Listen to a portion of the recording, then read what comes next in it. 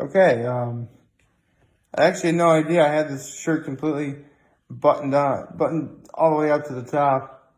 I thought it was kind of weird, because I pretty much just, put the shirt completely over my head and, didn't even notice. There we go.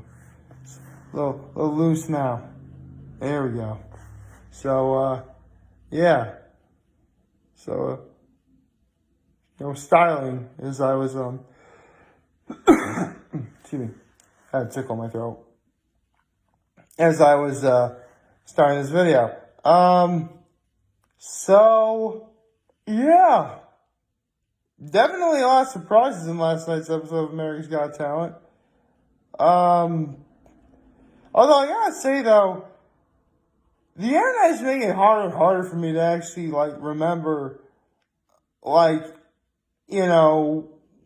acts were on last night. Don't get me wrong, of course I saw last night's episode.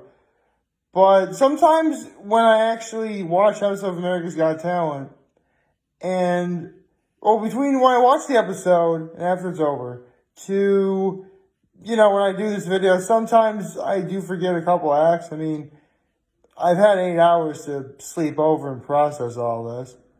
Actually, less than 8 hours because it's just after 6 in the morning right now, and, America's Got Talent ended at 10.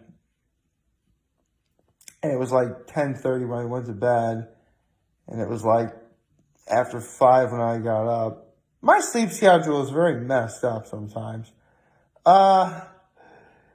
So I'm just watching America's Got Talent, having some fun. To be honest, I really wanted to be like one of the rejected acts and just start saying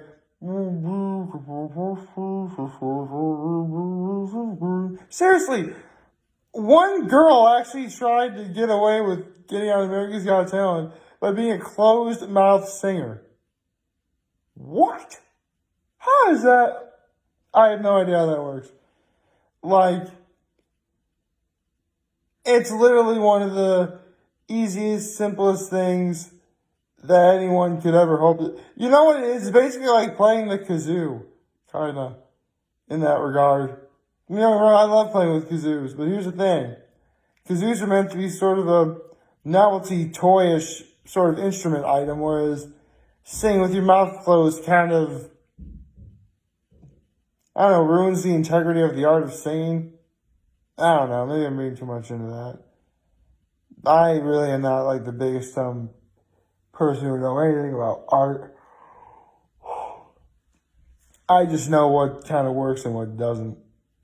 So, yes, how about we get into the main acts who, ended up doing well. First things first, the, Divas and Drummers of Compton. Those girls know how to do what they do. So, yeah, I mean, if the audience wasn't already awake by the time, the show had begun, they were awake just there. So, yeah, that was a great way to start the episode. Then we had a guy named, actually, there was, several singers, believe it or not,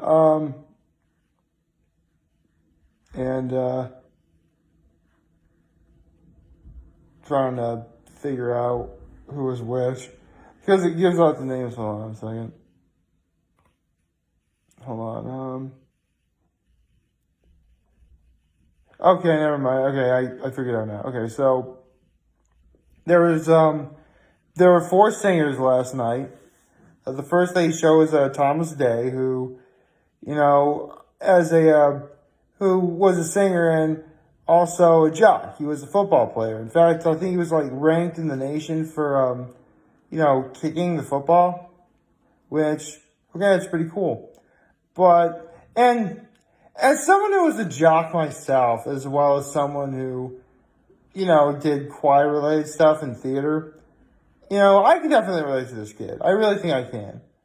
So, needless to say, I'm rooting for that kid. Oh, I should explain. I technically root for a lot of the acts to, at the very least, succeed. But you just gotta do it. And it was a pretty good song he sang.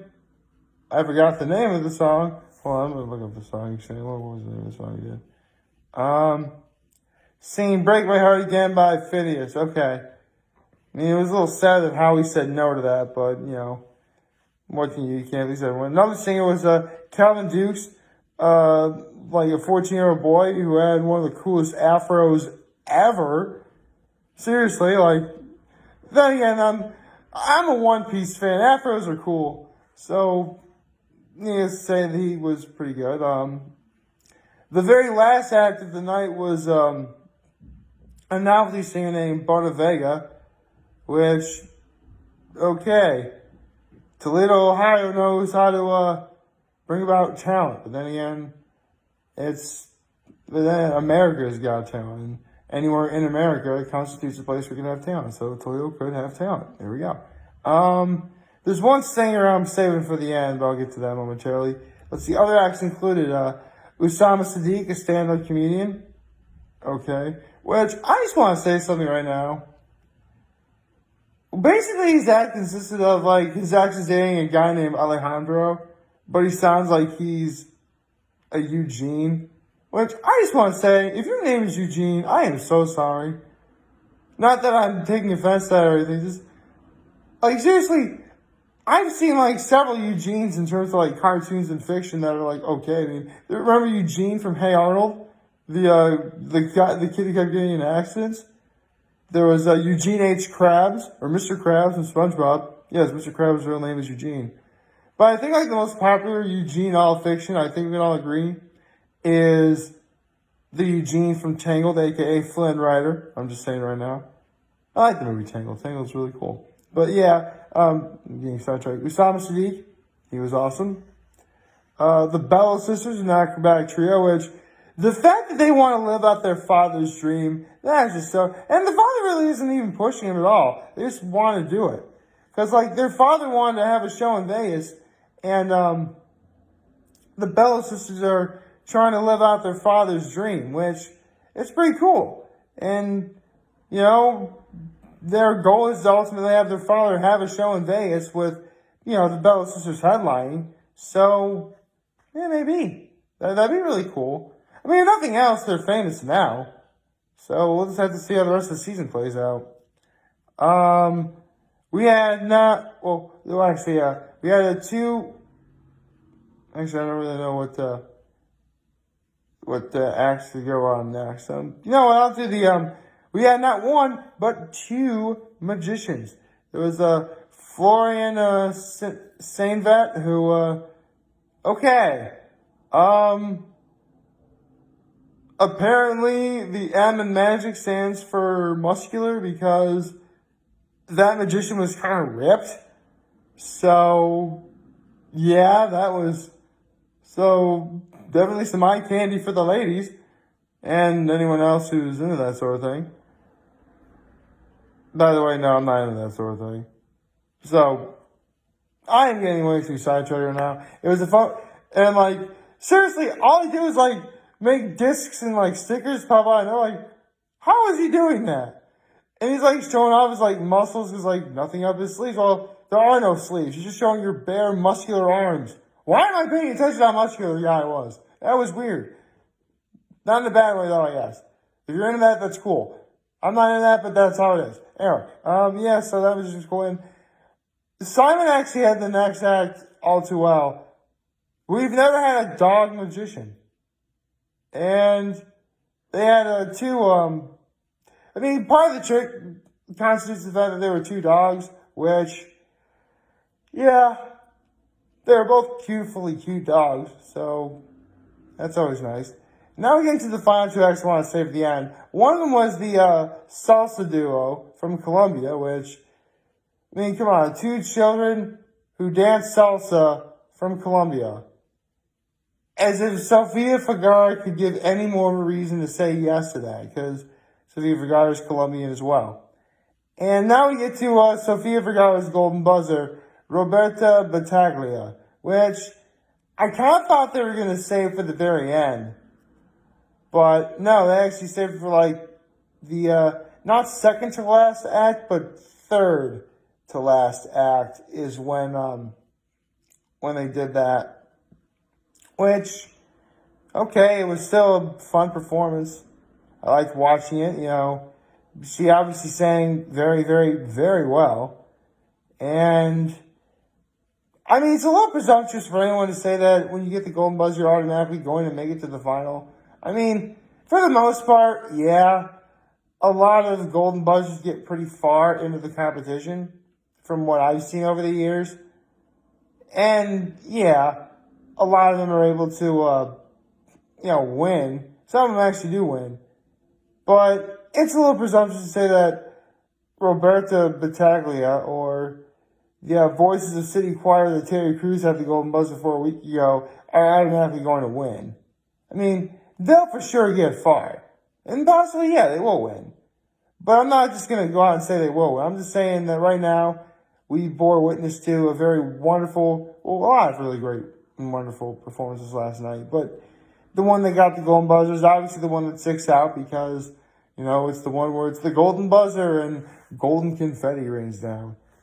So obviously it's the one that everyone pays attention to just because of the technical pomp and circumstance that goes with it.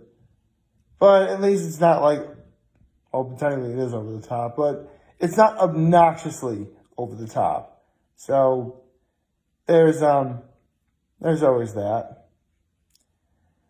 And other than that, nothing really eventful happened. I mean, I actually went to dinner with my folks last night, which was nice. Had actually another classic mom food, which I am thinking about which I'm considering talking about. I mean, it's a little, I really do want to talk about it just because I'm thinking about it now, but usually these videos are dedicated to me talking about what my thoughts are for America's Got Talent, usually, which, again, so far I'm really digging season 15. Not really. I mean, let's be honest, there's going to be plenty of acts that are just plain bad that they just show for the sake of, entertainment, some laughs. I mean, personally, I'm glad that they're sort of showing, it really is a good thing that they're showing, some acts get rejected and how bad they are just because, yeah, you do kind of need a good laugh, but at the same time, it also kind of adds to the realism of the show. Because really, America's Got Talent could just show, all the acts that were accepted and were able to move on. And, call it a day. And, yeah, that'd be fine. But it's real life. It's reality. It's technically reality TV. And, yeah, I know. Reality TV definitely has its fair share of criticism. If you really wanted to see reality TV made fun of, watch something like the Total Drama series. Or, you know what? Watch or read The Hunger Games. They make fun of reality TV like it is nobody's business. The Total Drama series is able to do that because, it's a cartoon. With animation, you can get away with anything you want. But with The Hunger Games, what they do in those movies kind of works to their detriment because when they make fun of reality TV, it's awesome. It's actually funny. It's the most entertaining parts of the movie. The ironic thing is, the actual Hunger Games, which is the namesake of the entire series, is actually kind of boring in comparison. I shouldn't say boring. There's definitely some entertainment value. What I mean is, let's be honest, those Hunger Games movies really want to be hard R's. And by all accounts, they really should be. But, with the uses of shaky cam and all that stuff, you can get away with it. Luckily, though, we don't really have shaky cam with America's Got Talent. And that's a good thing because, for the most part, it really can make some people sick. We didn't have that problem. I certainly never got sick watching the Hunger Games and all the shaky cam, but lots of people do. And, if that's the case, then actually I'm sure there's probably ways to help with that. I don't really know. You know, I gotta say, today's video I feel better about this video than yesterday at the very least. Because yesterday I thought I screwed something up, and then, like, I got a comment yesterday being like, yeah, nice job, I loved it. I'm like, oh, okay, cool. I'm like, yes, I didn't screw anything up. And hopefully I don't screw anything up right now. Don't jinx it. Like, favorite, share, hit the subscribe button. Follow me, subscribe button. Join me on YouTube. I'm very humble in this video for you guys who are watching the video today. I hope you have a wonderful Wednesday, hump day. Which reminds me, happy hump day, everybody. Anybody you guys want to talk to channel with me, let me know. I'll see you back. Take care and make good choices. And I'm pretty sure I can end the video without screwing anything up. Bye.